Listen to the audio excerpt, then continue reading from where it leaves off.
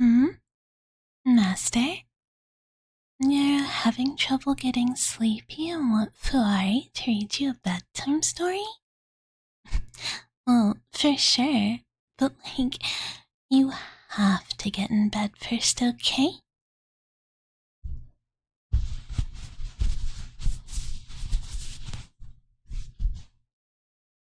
Hmm. There we go.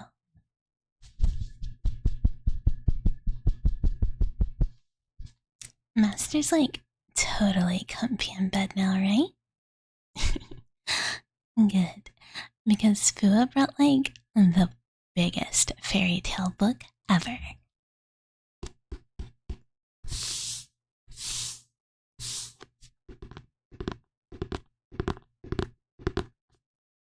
Seriously, Master, this thing is so heavy. Fua almost dropped it on her toes earlier, and that would have been so bad. But don't worry, Master. Fua caught it. I mean, mostly.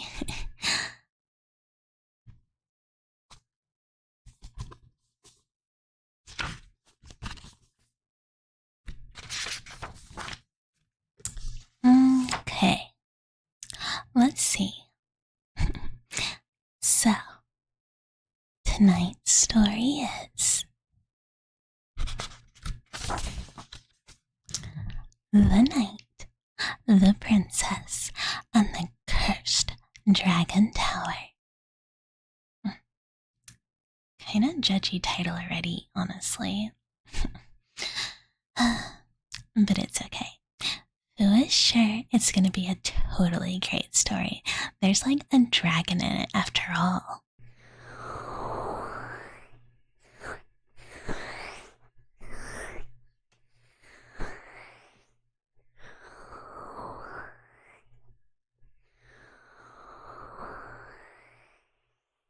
Alright, Master. Now close your eyes a little, okay? Master's not allowed to stay all tense while Fua reads. You, gotta let yourself relax, Master. There we go. Much better. Now you look super duper cozy. Once upon a time, in a kingdom that reached all the way to the clouds, there lived a totally brave knight. He was super kind and handsome, and everybody in the kingdom liked him so much.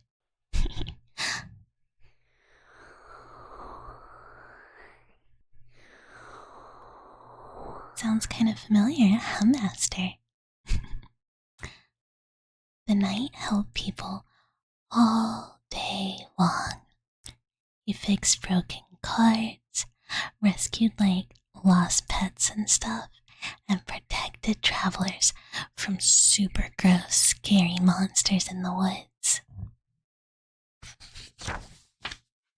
But even though everyone loved him, the knight was very lonely. Oh, poor thing. He spent every night staring up at the sparkling stars, wishing for something in his life to change. That's so sad, but also so cute.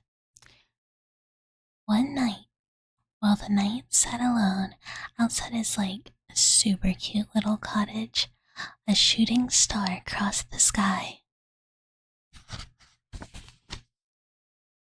And the knight made a wish. He wished for someone who would just stay beside him, someone who would make all the lonely parts of his life feel totally full of joy and laughter.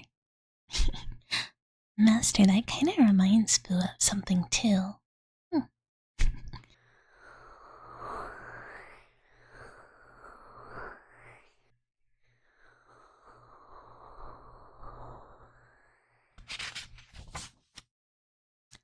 The next morning, the royal castle announced super terrible news. the lovely princess of the kingdom had been kidnapped by a fearsome, super scary, possessive dragon lady and locked away inside a cursed tower beyond the mountains. I mean, it's rude to talk about the lady like that, but okay. The king promised hella treasure, fame, and a royal favor to anyone brave enough to rescue her. And because the knight was so kind, he totally volunteered immediately. See, Master, this is why nice guys always end up in super scary, dangerous situations. People like you guys just can't help yourselves.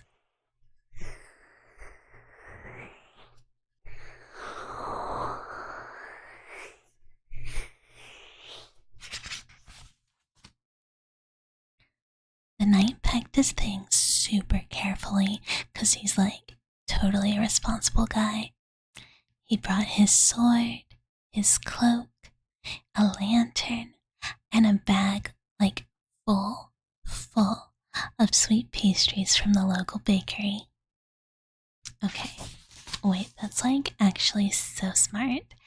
Fu would also bring pastries, especially the strawberry ones I like. The knight traveled through long silver forests where metallic shining birds slept in the trees, and the wind rustling through the leaves created sounds like musical chimes.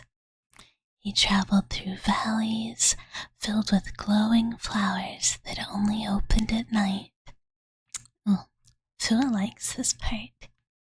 And at sunset, he crossed a crystal river so clear that it reflected the stars before they appeared in the sky, and little fish swimming through the water looked like shimmering coins. The knight looked up at the stars every night during his journey, wondering what kind of person the princess was, and secretly hoping she'd be super, super kind. Do you think she's kind, Master?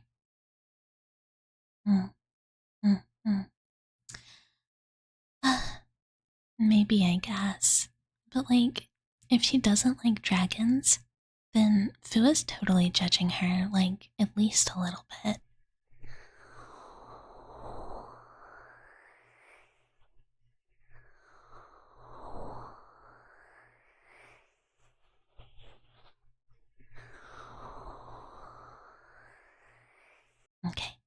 Okay, back to the story.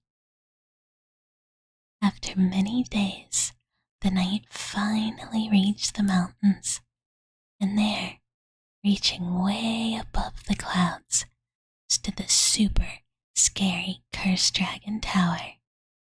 It was super, super enormous, bigger than any tower the knight had ever seen.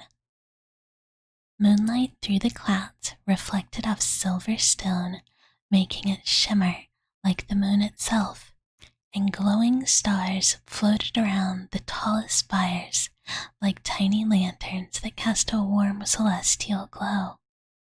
Oh, that sounds super pretty. But the villagers called it cursed, and they said the dragon lady living there was cruel and possessive and terrifying and stuff. Maybe they were being way overly dramatic or something. The knight climbed the winding stairs inside the tower, step by step, higher and higher and higher, and even higher than that.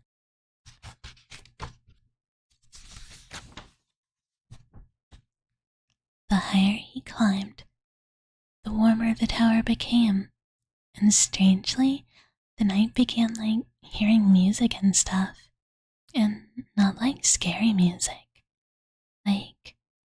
nice, soft music with gentle humming, like someone trying to comfort themselves while alone. Now Fu was suspicious. maybe these people don't know anything about dragons, but like, evil dragons do not hum lullabies. And they do not have nice, comfortable, warm towers. The knight finally reached the top of the tower and slowly opened the golden doors at the top of the super, super long stairs.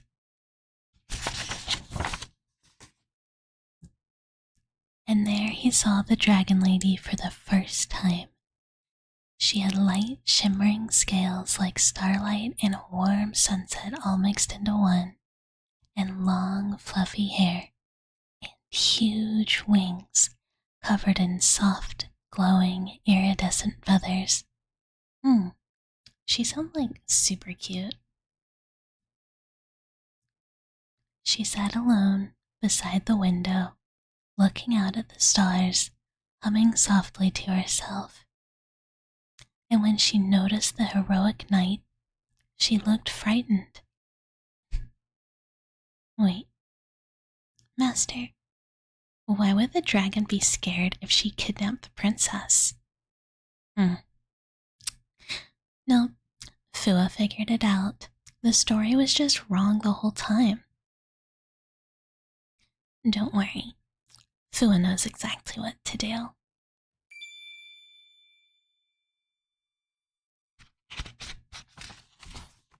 The knight looked around carefully. He knew there was something super strange about the supposedly ferocious dragon lady looking so scared and like sad. As he examined the room super carefully, he discovered another room hidden behind a curtain. And inside was the princess, and she was totally secretly evil the whole time. The princess had trapped the dragon girl in her own tower because she was way jealous of her. She hated how beautiful and kind the dragon was, and she didn't want anyone else in the kingdom getting attention but her. Ugh. Honestly, way toxic behavior. Super gross of the princess. She planned to blame everything going wrong in the kingdom on the dragon, so that the kingdom would fear the beautiful, kind dragons forever. But the knight was way too smart to fall for her tricks. Exactly like Master would be. When the dragon girl realized the super handsome, kind knight wanted to help her, she started crying tears that looked just like diamonds dripping down her cheeks. She admitted she had been trapped in the tower for years by the princess, never allowed to leave, and slowly getting weaker and weaker, just wishing every night that someone kind would come and find her. Aww.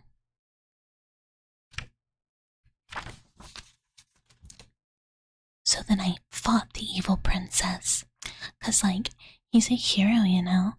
He just couldn't let the sweet dragon lady be sad and cry. And he couldn't let her just waste away in the tower forever and do nothing. There was this whole magical battle, and it was really dramatic, 'cause the evil princess had made an evil pact for cursed, selfish powers. So it was actually pretty hard for the knight. But Fua's gonna skip through that, because this is a bedtime story and it's supposed to be pretty relaxing, and I don't want to keep you up with all the action. But I mean, obviously the knight won. And after he won, even the dragons tend to be very heavy. Very heavy. Look, it's normal, okay? You get it right. We're dragons. That's what we're supposed to be like. You totally agree, right, Master? There's nothing wrong with a heavy dragon girl, okay? Good. Anyway, he scooped up the dragon girl in his arms, 'cause he's super strong and all, and carried her out of the tower. breaking the spell that had been cast upon her, preventing her from leaving. The Dragon Girl was so happy to finally be free that she offered the knight one wish, because she's like a magical dragon that can grant a wish if she wants to and stuff. Like, it's really cool. And the knight could like wish for anything he wanted in the world. Like, literally anything, master. But do you know what he wished for? He didn't ask for treasure, or power, or fame. He wished for the kind Dragon Girl to stay beside him forever, so that neither of them had to be lonely like that ever, ever again. And the Dragon Girl said yes, like, immediately. Like, immediately. Instead of going back to the kingdom, they decided to go somewhere new together, to like, start a whole new life. They found another town where they could settle down, got a really cute house, and they got married under the stars. They lived in a beautiful house filled with glowing lanterns and like the fluffiest blankets and like a ton of really pretty flowers everywhere. And over a few years, they had a big, happy family together with like little baby dragons who stole snacks from the kitchen at night and like ran around the house all the time and like were super, super cute. Fua supports this lifestyle. And every night, the knight would look up at the stars and thank them for sending him someone who like really, really loved him. And then they lived happily ever after. The end. That's like such a good ending. Don't you think so, Master? What do you mean that's not how it went originally? No. Master, you must be confused. Just...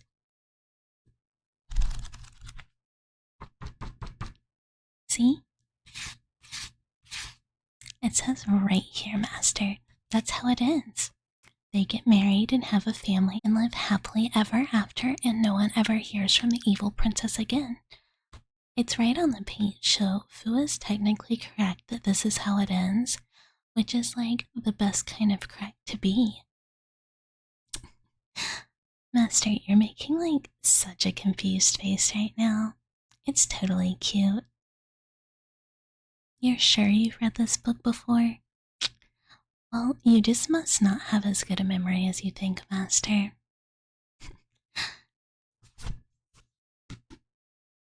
It's better not to think about it anyway. Master asked for a bedtime story, not like literary analysis or something like that. So just close your eyes, Master. There we go. Fua's right here, and she'll be here even after you fall asleep. Nothing bad's gonna happen tonight. Master is safe and sound. Safe and cozy in your bed. Right next to someone who really, really cares about you. Just like at the end of the story. So get some good sleep now, Master. And Fua won't go anywhere. Sweet dreams, Master.